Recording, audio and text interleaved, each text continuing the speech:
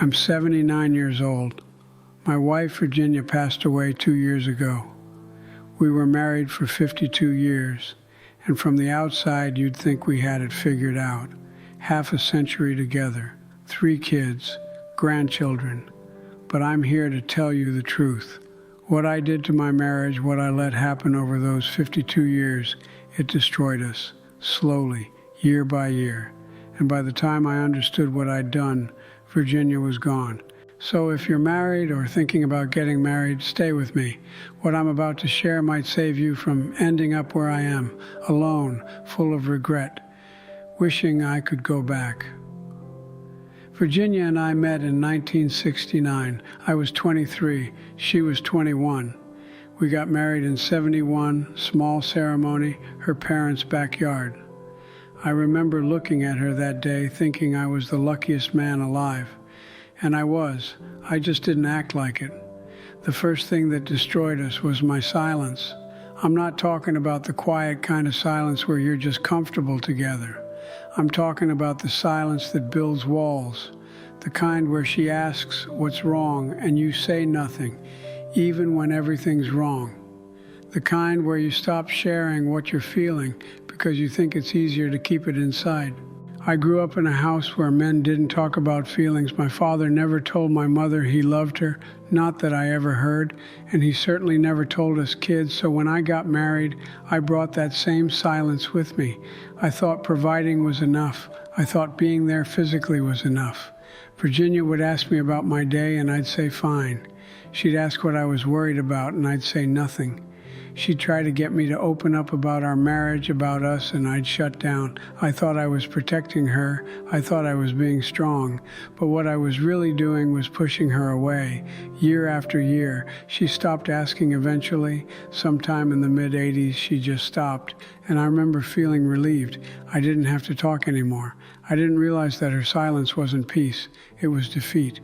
I found out later, after she passed, that she used to write in journals. Our daughter Grace gave them to me, 50 years of journals, and reading them broke me. Page after page of her trying to understand why I wouldn't let her in, asking herself what she did wrong, wondering if I even loved her anymore. I loved her every single day of our marriage, but she didn't know that because I never told her. The second thing that destroyed us was my work. I was an electrician, good at my job, proud of it, and when our kids were young, Nathan, Grace, and Peter, I told myself I was working hard for them, for Virginia, for our future. But the truth is, I used work to hide. I took every overtime shift. I volunteered for weekend jobs. I was out of the house more than I was in it. And when I came home, I was tired. Too tired to help with the kids. Too tired to talk to my wife. Too tired to be present.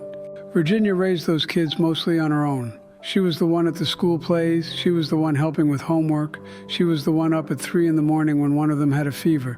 And I told myself I was doing my part by bringing home a paycheck. I missed Nathan's first steps. I missed Grace's first word.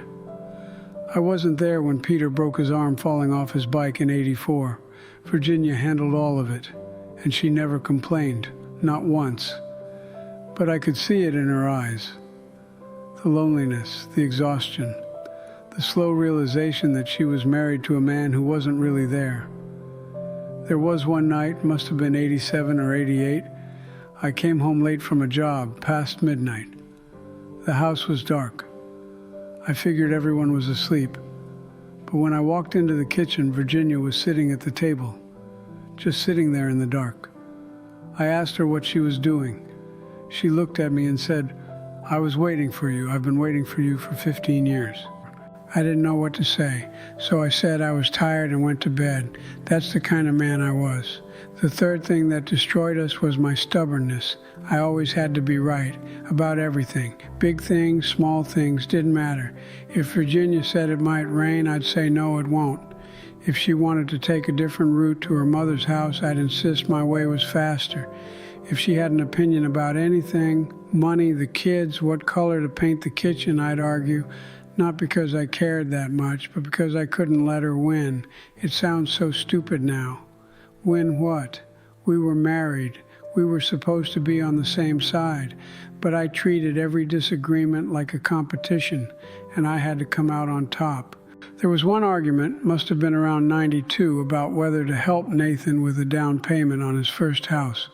Virginia wanted to give him some money, help him get started. I said no. I said he needed to learn to do it himself, the way I did. We fought about it for weeks. I wouldn't budge, and eventually Virginia gave up. Nathan struggled for years to save enough, and I won that argument. But what did I actually win? I won the right to be stubborn. I won the right to hurt my son and my wife. I won nothing that mattered. Virginia stopped fighting me after a while. She'd just nod and say, "Okay, Arthur, whatever you think." And I thought that meant I was right. It didn't. It meant she was tired. Tired of being dismissed. Tired of being overruled. Tired of being married to a man who wouldn't listen. The fourth thing that destroyed us was taking her for granted. When you're married for decades, it's easy to stop seeing your wife. She becomes part of the furniture. She's just there, making dinner, doing laundry, keeping the house running, and you stop noticing. I stopped telling Virginia she was beautiful. I stopped thanking her for the meals she cooked. I stopped noticing when she got her hair done or wore something nice. I just expected her to be there, doing what she always did, without any recognition. She told me once, this was maybe 2005, she said, "Arthur, sometimes I feel invisible." And I didn't know what to say, so I said nothing, just another silence added to all the others. There's a moment I think about almost every day now. It was our 40th anniversary, 2011. Virginia wanted to do something special. Go back to the restaurant where we had our first date, little Italian place downtown that was somehow still open after all those years. She'd been talking about it for weeks, had her dress picked out, got her hair done. I said it was too expensive, too far to drive. We could just stay home. She didn't argue. She went upstairs, changed out of her dress, and came back down in regular clothes. She made dinner. We ate in front of the television. I didn't even get her a card. I remember she went to bed early that night, said she had a headache, and I sat there watching some show I don't even remember, thinking nothing of it. She never mentioned that anniversary again. But something changed after that night. Some light went out in her eyes, and I didn't notice. I didn't notice because I wasn't paying attention. I hadn't been paying attention for years. The last thing that destroyed us was never saying I was sorry. In 52 years of marriage, I can count on one hand the number of times I apologized to Virginia. Really apologized. Not the kind where you mumble sorry to end an argument. The kind where you look at someone and say, "I was wrong, I hurt you, and I'm truly sorry." I couldn't do it. My pride wouldn't let me. Even when I knew I was wrong, even when I could see the pain I'd caused, I couldn't bring myself to say the words.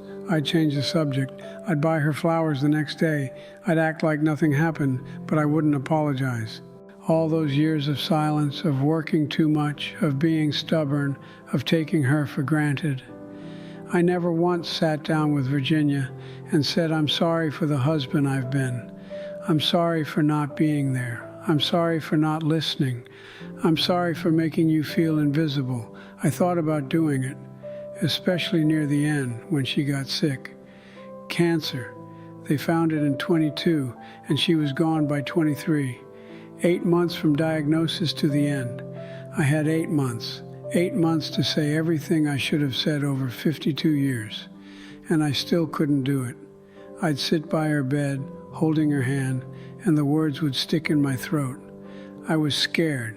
Scared that saying sorry would mean admitting I'd failed her. Scared of what she might say back. Scared of my own shame. The night before she passed, Virginia squeezed my hand. She could barely speak by then. But she looked at me and she said, "I know, Arthur, I know."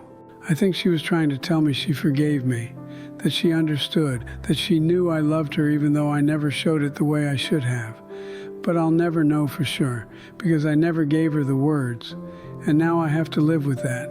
I'm 79 years old. I wake up every morning in a house that's too quiet, I eat breakfast alone.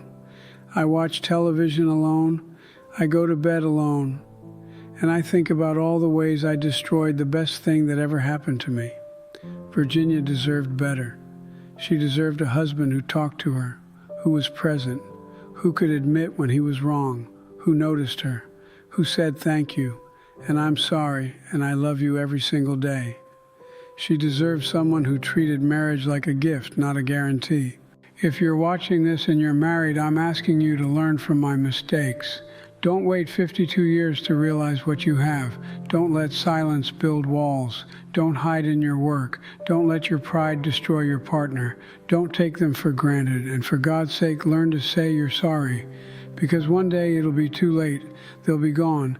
And you'll be sitting where I am, alone with your regret, wishing you could go back and do it all differently. I can't get Virginia back, but maybe if you're listening, I can help you keep what you have.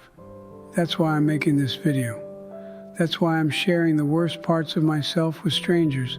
Because if even one person hears this and decides to be a better husband, a better wife, a better partner, then maybe all my mistakes meant something. If this resonated with you, share it with someone who needs to hear it. Leave a comment and tell me what you're going to do differently. And if you haven't told your partner you love them today, do it now. Don't wait. Virginia waited 52 years for me to become the husband she deserved. She's still waiting, and she always will be.